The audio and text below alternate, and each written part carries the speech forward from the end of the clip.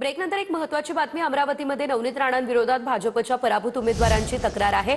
तर काही उमेदवारांकडून तक्रारीशी संबंध नाही असं स्पष्टीकरण देण्यात आलंय। तक्रारपत्रामध्ये बनावट सह्या असल्याचं उमेदवारांचं स्पष्टीकरण आहे। नवनीत राणांमुळे पराभव झाला नाही असं उमेदवारांचं म्हणणं आहे। नवनीत राणांमुळे पराभव झाल्याची भाजप उमेदवारांनी फडणवीसांकडे तक्रार केलेली आहे।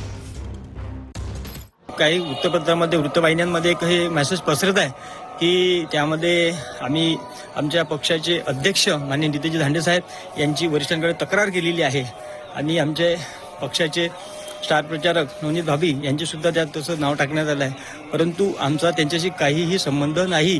त्या कागदावर असलेल्या सहीशी आणि त्यांच्याशी आमचा कोणताही संबंध नाही। काल झालेल्या बैठकीत काही कारणास्तव चुकून म्हणता येईल मी सही त्या ठिकाणी गेली, बूथ उद्घाटन केलं, त्यावेळेस नवनीतताई राणा त्या ठिकाणी आल्या होत्या आणि आमचं भरभरून त्यांनी कौतुक केलं। त्यामुळे माझा कुठलाही आक्षेप त्यांच्यावर राहणार नहीं। ये जो पेपरबाजी हो रही, पेपर में नाम आ रहा, कोई रिकॉर्डिंग भी आ रही, राजेश शादी का जो नाम आ रहा और मेरा कोई लेन देन नहीं है इसमें।